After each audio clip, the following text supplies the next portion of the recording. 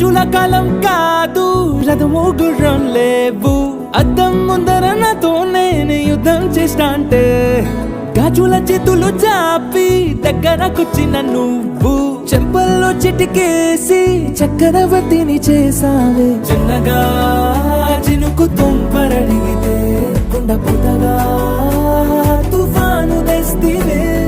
మాటగా మల్లె పువ్వు నడిగితే ముటగా పుల తొటగా పైనొచ్చి పడితివే.